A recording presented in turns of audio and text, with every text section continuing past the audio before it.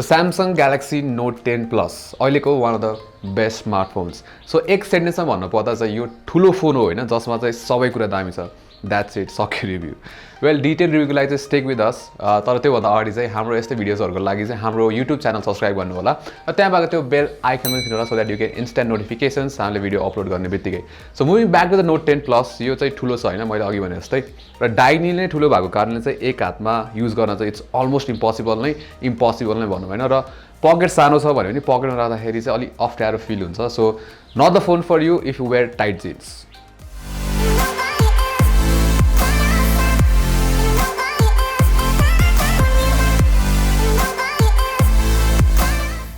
So डिजाइनको पर्सपेक्टिभले चाहिँ नोट 10 प्लस अहिलेसम्मको बेस्ट डिजाइन स्यामसङ फोन भन्छु म हैन.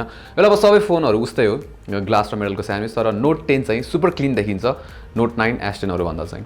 अब पहिला भन्दा पनि एकदमै बक्सी र स्क्वायर छ. S2S डिस्प्ले कन्सोल पनि बिचमा भएकोले चाहिँ आई लाइक इट सिमेट्रिक देखिन्छ. अब अगाडि र पछाडीको ग्लास मजाले ब्लेन्ड हुन्छ फ्रेममा. फिट र फिनिश नोट 10 प्लस को बबालै दामी छ नेक्स्ट लेभल सही छ.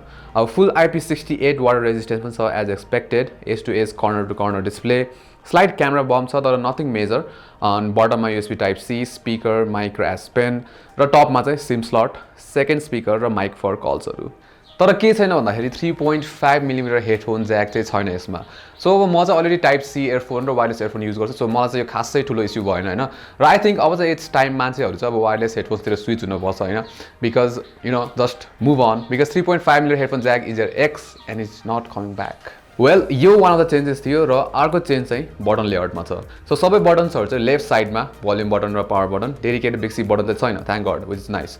अब साइड की मेन्युमा गएर लङ प्रेसमा पावर अफ मेन्यु राख्न मिल्छ. So bye bye Bixby. Well power off गर्न चाहिँ नोटिफिकेसन ड्रअरमा अप्सन पनि छ त्यहाँबाट गर्दा पनि हुन्छ. अब aura glow colour not my favourite हैन भयोभरको सब कलर भेटिन सक्छ यसमा र यति साह्रो रिफ्लेक्टिभ छ कि you can see yourself on the glass back. तर म चाहिँ सिम्पल सिंगल कलर नै प्रिफर गर्छु. यसमा फिंगरप्रिन्ट पनि क्रेजी नै देखिन्छ. म चाहिँ कभर नै युज गर्छु त्यसबाट. सो ओभरअलमा बिल्ड क्वालिटी चाहिँ नोट 10 प्लस दामी छ हैन यसको बिल्ड क्वालिटी लाइक ठुलो छ फोन अभियसली हैन यो ठुलो फोन हो तर यसको शेप चाहिँ राम्रो छ हैन कर्व्सहरु एजेसहरु र अब यो पकेटमा राखेर हिड्न र नर्मल चलाउन पनि अलि अप्ठ्यारो चाहिँ हुन्छ हैन यसको साइजले गर्दाखेरि. र अब अरु चाहिँ के भन्दाखेरि यसको लेआउट जुन छ बटनको लेआउट चेन्ज भएको छैन. जो म चाहिँ S9 प्लस चलाउँछु हैन. सो राइटमा चलाउने पावर बटन भएको बानी म चाहिँ यतापट्टि एडजस्ट हुन चाहिँ टाइम लाग्छ कि मलाई त्यस्तै जस तपाईहरुले पनि टाइम लाग्छ हैन एडजस्ट हुन. अहिले चाहिँ म झुकिरा हुन्छु के एक्सिडेन्टली यो बिग स्पी बटन थिचेर हुन्छु पावर बटनको सट्टामा. That is sad.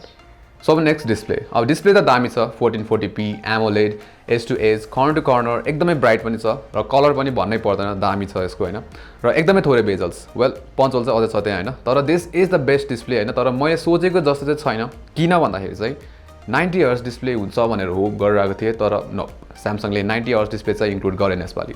So recently चाहिँ मैले OnePlus 7 Pro पनि चलाएँ हैन र अब OnePlus 7 Pro को डिस्प्ले र अब Note 10 Plus को डिस्प्ले कम्पेयर गर्ने हो भने चाहिँ क्वालिटीको हिसाबमा चाहिँ अभियसली अब Note 10 Plus को डिस्प्ले चाहिँ दामी हो हैन. तर अब त्यसमा चाहिँ OnePlus 7 Pro मा चाहिँ 90 हर्ट्ज को थियो नि त त्यो स्मुथनेस जुन थियो त्यो चाहिँ you'll miss it हैन. सो तपाई अब 90 हर्ट्ज को डिस्प्लेसँग युज टु हुनु भएको छैन भने चाहिँ you'll feel fine हैन त्यस्तो केही पनि हुँदैन. तर अब तपाई OnePlus 7 Pro बाट यसमा आउँदाखेरि चाहिँ अलिकति फिल हुन्छ. तर आई थिंक यो प्राइस रेन्जमा चाहिँ स्यामसङले 90 हर्ट्ज को डिस्प्ले दिएको भए चाहिँ बबाल नै थियो. अब डिस्प्लेकै कुरा गर्दाखेरि यसमा पंच होल छ हैन र पंच होल चाहिँ अब बिचमा भएको कारणले सिमेट्रिक छ डिजाइन र मलाई चाहिँ खासै इस्यु छैन. प्लस यो चाहिँ अब यसमा क्यामेरा मात्र छ हैन डेप्थ सेन्सरहरु त्यस्तो एडिसनलहरु केही पनि छैन. सो त्यसले गर्दा सानो पनि छ आई लाइक इट. क्यामेराकै कुरा गर्दा Note 10 Plus को पछाडीको ट्रिपल क्यामेरा सेटअप फमिलियर छ S10 Plus को जस्तै छ. डुअल एपर्चर मेन सेन्सर अझै पनि छ 2x टेलिफोटो र अल्ट्रा वाइड लेन्स पनि छ यसपालि. र अन पेपर चाहिँ स्यामसङले क्यामेरामा खासै धेरै इम्प्रुभमेन्ट ल्याएको छैन. वेल नयाँ भनेको त्यही टाइम फ्लाइट सेन्सर मात्र छ यसपालि तर पनि वान अफ द बेस्ट नै छ. डाइनामिक रेन्ज कलर्स दामी नै छ र कन्ट्रास्ट रेशियो पनि राम्रो छ. प्लस तीनटा सेन्सरमा चाहिँ कन्सिस्टेन्सी छ इन टर्म्स अफ कलर. अब मलाई चाहिँ वाइड एंगल क्यामेरा चाहिँ यसको दामी लाग्छ हैन स्यामसङको र Note 10 Plus मा पनि दामी छ. वेल सब्स्टेन्शियल डिफरेन्स चाहिँ खासै छैन S10 Plus सँगै कम्पेयर गर्ने हो भने पनि स्लाइटली बेटर होला तर ड्रास्टिक चाहिँ छैन. अब time flight 3D sensor add गरेको छ यसपालि. सो पोर्ट्रेट फोटोजहरु चाहिँ बेटर छ. एज डिटेक्सन ब्याकग्राउन्ड ब्लर र ब्लर पनि ग्रेजुअल छ टोटली आर्टिफिशियल देखिन र राम्रो कुरा चाहिँ फोटो लिइसकेपछि पनि ब्लर अमाउन्ट र ब्लर इफेक्ट चाहिँ चेन्ज गर्न मिल्छ. So that's good.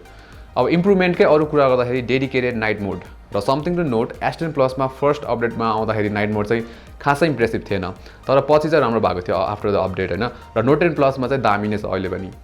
So night mode on गरेर इन्स्टेन्टली बेटर नाइट फोटोजहरु लिन सकिन्छ र इट्स राइट अप देयर हुन्छ नि गुगलको नाइट साइट र Huawei को अरुसँग. So that's good. अब फ्रन्ट क्यामेरा चाहिँ ठिकै छ, यसको कलर्स राम्रो छ, डिटेल्स पनि राम्रो छ र एचडिआरले पनि राम्रो काम गर्छ हाइलाइट्सहरू कन्ट्रोल गर्न र नाइट मोड र लाइभ फोकस भिडियो पनि अभाइलेबल छ फ्रन्ट क्यामेरामा, तर रियर क्यामेराको जस्तो राम्रो चाहिँ काम गर्दैन यसले। अब भिडियोको कुरा गर्दा चाहिँ रियर क्यामेराबाट 4K 60 FPS सम्मको भिडियो खिच्न मिल्छ र एज युजुअल नोट 10 प्लसको भिडियो दामी नै छ, डाइनामिक रेन्ज कलर सबै दामी छ र स्टेबलाइजेसन पनि राम्रो छ, प्लस 1080p मा चाहिँ सुपर स्टेडी अप्सन अन गर्न मिल्छ, त्यसपछि चाहिँ स्टेबलाइजेसन एकदमै बबाल हुन्छ।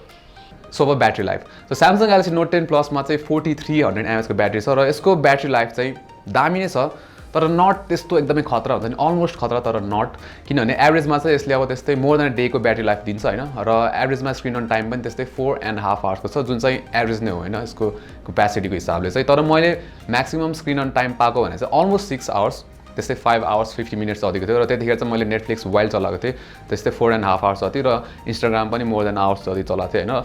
र त्यतिखेर चाहिँ मैले कल्सहरू र इन्टरनेट डेटा चाहिँ खासै चलाएको थिइनँ र minimum time screen on time पाएको भने चाहिँ मैले 3.5 hours गऱ्यो र त्यतिखेर चाहिँ मैले वाइल्ड डेटा चलाएको थिएँ होइन, त्यस्तै मोर देन 2 hours चाहिँ मैले लाइभ स्ट्रिम गरेको थिएँ भिडियो, लाइभ स्ट्रिम भन्दा नि लाइभ स्ट्रिम हेरेको थिएँ भिडियो Dota 2 इन्टरनेसनलको, त्यो पनि डेटामा। र अब चार्जिङको कुरा गर्दा चाहिँ यसमा चाहिँ नर्मली 25 वाट को चार्जिङ छ होइन बक्समा आउने चाहिँ, र 0 to 100 जानलाई चाहिँ त्यस्तै 1 hour 10 minutes जस्तो लाग्छ र यसले चाहिँ अब 45 वाट को सुपर फास्ट चार्जिङ पनि सपोर्ट गर्छ, तर बक्समा चाहिँ आउँदैन त्यो होइन, सेपरेटली किन्न पर्छ। अब वायरलेस चार्जिङ पनि फास्ट छ यसमा, 15 वाट को वायरलेस चार्जिङ छ र अब त्यसपछि अर्को इन्ट्रेस्टिङ कुरा चाहिँ के छ भन्दाखेरि यसको जुन रिभर्स वायरलेस चार्जिङ छ होइन त्यो चाहिँ आइफोनको बक्समा आउने चार्जर भन्दा पनि फास्ट छ। सो नेपालमा चाहिँ नोट 10 प्लस Exynos 9825 हालेर आउँछ, not this Snapdragon 855 plus 12 GB RAM र 256 GB को इन्टरनल स्टोरेज। अब पर्फर्मेन्स चाहिँ जस्तो हुनु भने जस्तै छ, फ्ललेस स्मुथ, एप्सहरू खोल्दा एप स्विच गर्दा मल्टी विन्डो चलाउँदा सुपर स्मुथ छ र अहिलेसम्म चाहिँ कुनै पनि ल्याग चाहिँ हुन्छ नि मैले नोटिस गरेको छैन यसमा। अब गेम्सहरू पनि एज युजुअल स्मुथ चल्छ, एसपेन लाइन हाई ग्राफिक सेटिङमा मजाले चल्छ, 1 hour प्लस खेल्दा पनि पर्फर्मेन्समा डिप चाहिँ थिएन। अब सिमिलरली पब्जी खेल्दा पनि स्मुथ थियो, पर्फर्मेन्स डिप थिएन धेरै बेरसम्म खेल्दा पनि, र हल्का वार्म चाहिँ हुन्छ गेम खेलेपछि, तर नर्मल नै हो होइन, चिन्ता गर्नुपर्ने चाहिँ कुरा चाहिँ केही पनि होइन। सो एस पेन बिना नोट चाहिँ नोट हुँदैन होइन, र नोट युजर्सहरू चाहिँ एस पेनको एकदमै ठुलो फ्यान हुन्छन् र फर्स्टमा चाहिँ मैले ट्राई गरेँ होइन, तर त्यसपछि मैले एकदमै थोरै ट्राई गरेँ, म चाहिँ खासै हुन्छ not the fan of the S pen, त्यति साह्रो चाहिँ युज गर्दिनँ म एस पेन। यसपालिको एस पेन हल्का फरक छ तर फमिलियर नै छ, प्लस यसपालि नयाँ फिचर्सहरू पनि छन् जस्तै एयर जेस्चर्स, क्यामेरा मोड चेन्ज गर्न मिल्छ जेस्चरबाट, तर अलि हुन्छ नि दिस स्टिल गिमिकी नै छ, जेस्चर्सहरू त्यस्तो दामी पनि चल्दैन, तर स्टिल एस पेनको युजुअल कामको लागि चाहिँ बेस्ट छ र झन् इम्प्रुभ छ होइन। स्क्रिनसटमा एनोटेट र ड्रइङ गर्ने र ह्यान्ड राइटिङ रेकग्निसन चाहिँ दामी छ यसको, तपाईँले जे लेख्नुहुन्छ त्यसलाई चाहिँ ट्रान्सक्राइब गरेर नोट्स एपमा सर्चेबल बनाउँछ, सो त्यो चाहिँ एकदमै मलाई चाहिँ राम्रो लाग्यो। अब सफ्टवेयरको कुरा गर्दा अब स्यामसङको One UI चाहिँ अहिले राम्रो छ, स्टिल मेरो बेस्ट UI चाहिँ होइन, म चाहिँ अझै आम फ्यान अफ Oxygen OS, तर टप 3 भन्छु म चाहिँ One UI लाई। सो One UI पछि सिग्निफिकेन्ट इम्प्रुभमेन्ट देखाएको छ होइन स्यामसङको फोन्सहरूमा चाहिँ। अब नयाँ त खास चाहिँ केही पनि छैन युआईमा, युजुअल नाइट मोड छ, एमोलेडमा नाइट मोड चाहिँ मजा हुन्छ चलाउन होइन, गुगलको डिजिटल वेलबिङ छ, आफ्नो फोनको युजेस प्याटर्नहरू हेर्न मिल्छ र सेल्फ कन्ट्रोलमा हेल्प गर्छ। वेल अरू चाहिँ उस्तो नै हो, तर अहिले चाहिँ आम युज टु One UI र टप 3 UI भन्छु म चाहिँ मेरो लागि। So Samsung galaxy note 10 plus दामी बिल्ड, दामी डिस्प्ले, दामी पर्फर्मेन्स, क्यामेरा पनि खतरा नै छ यसको होइन, सबै कुरा दामी छ, तर अभियसली अब त्यस्तो धेरै ठुलो अपग्रेड चाहिँ छैन यो होइन। सो नोट 9 बाट अपग्रेड गर्न पर्छ भने चाहिँ छैन, किनभने त्यस्तो धेरै ठुलो अपग्रेड चाहिँ छैन यसमा होइन। प्लस अब तपाईँलाई पर्फर्मेन्स मात्र चाहिएको छ भने होइन you can go for the OnePlus 7 Pro अथवा Redmi K20 Pro नै किन्दा पनि हुन्छ, स्न्यापड्रागन 855 छ, so performance top the line हुन्छ तिनीहरूमा, तर अभियसली तपाईँले सेक्रिफाइस गर्नुपर्ने हुन्छ यो कुराहरूमा चाहिँ, जस्तै क्यामेराहरू प्लस अब त्यसमा वायरलेस चार्जिङहरू हुन्न होइन।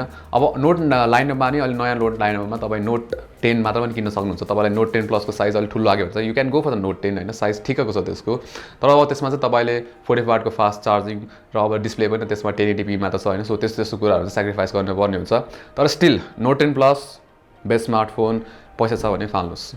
सो यो भिडियोमा यति नै, राम्रो लाग्यो लाइक गर्नु होला, प्लस सब्सक्राइब पनि गर्नु होला हाम्रो च्यानललाई, प्लस त्यहाँ भएको त्यो बेल आइकन पनि थिच्नु होला so that you get notifications. Until next time, नमस्ते।